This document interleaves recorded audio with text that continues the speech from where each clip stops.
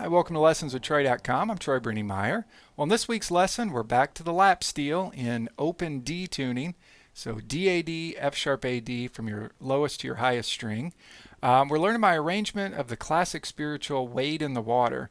Now, although we are in open D tuning, this song is actually in the key of G, or my arrangement of it is in the key of G. So we'll be working off our 5th fret there in open D tuning. So there's lots of great bluesy licks that are real movable too. You can play them in lots of different keys. The jam track, if you got the full lesson, I made with Band in a Box, and I believe it was called Slow Blues was the real track that I used for that. And I muted out everything except for drums, bass, and organ. So it's a pretty sparse kind of a slow gospel feel for this one. If you're ready, go ahead and print out your tablature. It looks like this, and you can set it on a stand in front of you, and we'll get going learning my arrangement of Wade in the Water. Okay, so we'll kick things off here by learning the chorus of the song first, and this is going to cover measures 1 through 8 of your tablature.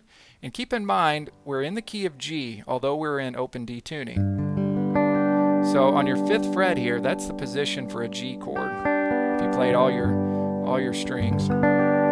So if you take any of these licks that I show you in this song and you want to move them around to different keys, it's easy enough. Just know what chord you're on and move the whole grouping of those notes up to that fret of whatever chord you want to play them over. So we'll be working off the 5th fret here for the key of G. Okay, so we're starting right on beat 1 of measure 1, and I'll count it off for you. I might play it just a little tinge faster than the sample. Here we go. 1, 2, 3, 4, and 1, 2, 3. 1, 2, 3. 2, 3.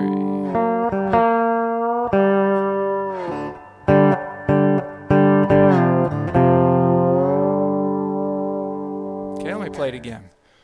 1, 2, 3, 4. 2, 3.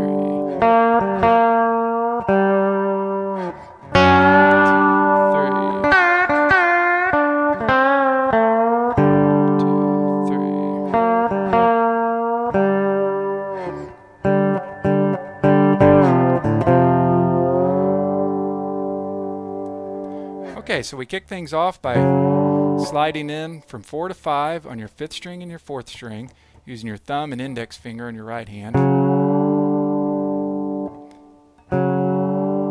Okay, and that's going to give you basically 3 beats. So 1, 2, 3. Okay, and then we're going to move up to our 3rd string, 4th fret, hit that with your middle finger. And then you're going to come back down to your 5th fret, 4th string. So 4th fret, 3rd string, and then 5th fret, 4th string. 2, 3. Okay, and then in measure 2, we go back to that 4th fret, 3rd string. And I didn't write this in the tab because I wanted to keep the tab kind of simple, but I didn't really know how to write it out because I'm not really bending it all the way to the 5th fret, just more of a quarter bend or so from 4. Just kind of a real slow bend there. 4 on your 3rd string, 4th fret. Real bluesy. And then end on that 5th fret, 4th string. So you got 1, 2, 3, 4, and 1, 2, 3, 4, and 1, and. So that 5th fret, 4th string comes in on the and of beat 2. So 1, 2, 3, 4, and 1, and.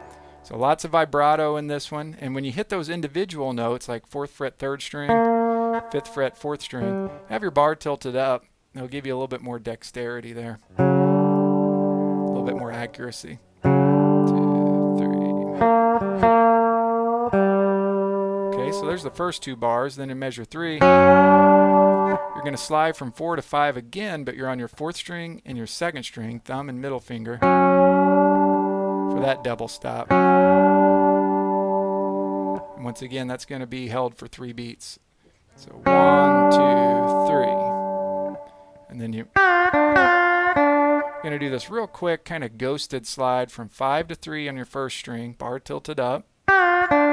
and then hit 5 on your second string with your index finger. So most anything I play on that first string, I'm playing with my middle finger. So 1, 2, 3, 4. Okay, so at the end of measure 3 there, that's just a real quick slide from 5 to 3 on your first string, bar tilted up. So just get used to that. 2, 3,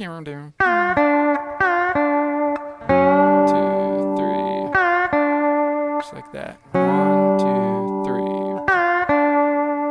And then in measure 4, you do that slide again. 5 to 3 on your first string, real quick. And then index, 5th fret, second string. And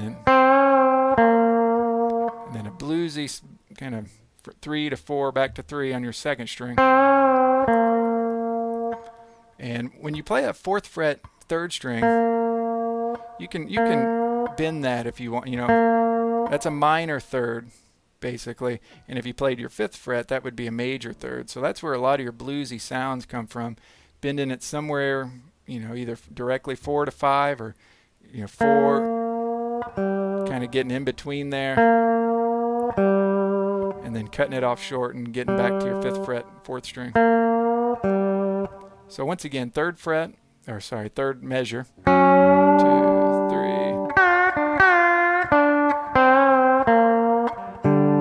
Okay, then when you get into measure 5, that's basically just like measure 1, except I didn't slide into it. I just hit it right on beat 1. Thumb and index on strings 5 and 4 on your 5th fret. And 4th fret, 3rd string, 5th fret, 4th string. And once again, measure 6 is just like measure 2. That kind of real slow bend. Almost you could even just leave it there, but the note really wants to bend up, I feel like. That's measure 6, just 4th fret, 3rd string, sliding it maybe not all the way to your 5th fret, but just like it's going to get there, but it doesn't actually get there. And then 5th fret, 4th string with your index finger. And then in measure 7, we've got this part that happens throughout the tune. And I know I play it on the sample. Sometimes I play 5, 5, 5, 0. Oop. There, on the second 5, I play it open sometimes. In measure 7, I don't have that written, but later in the tab, I'll have that written. So if you're looking at measure 7 there of your tab, we're going to play on your 5th string and 4th string, thumb and index, on 5th fret. And I kind of cut that off, and that's where the 8th note rests come in. So just to cut it off, all you got to do is just twist your bar back like that. 1, 2, sorry, 1, 2. So don't cut it off too short, just like that.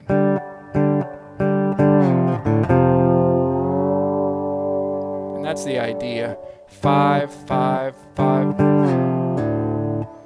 Okay, so basically you're going to end up playing 4 fifth frets. So 1, 2, and that would rhythm-wise it'd be 1, 2, 3, and 4, and okay. So when you play that 4th, basically on the end of beat 3 there, you're going to slide it down to your 3rd fret and then pull off to open. And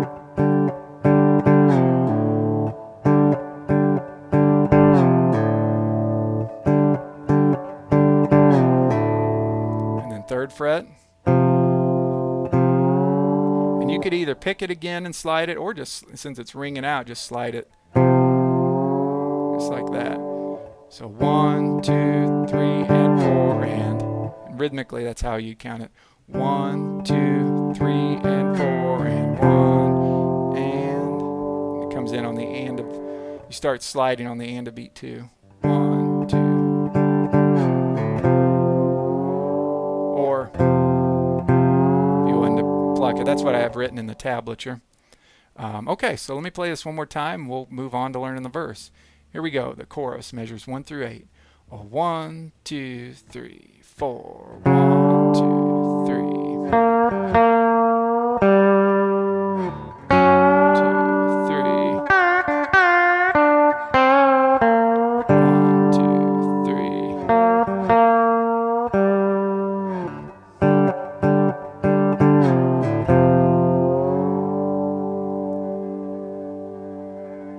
Okay, so just so you know, the way that I have this arrangement made is I do a chorus and then 2 verses with each verse back to back. Now a lot of times you'll hear that it will be chorus, verse, chorus, verse, chorus, where you put a chorus after each verse, and you could easily do that. Just what I just showed you there, that chorus, just put it right between verse 1 and verse 2, and I have those marked in the tablature.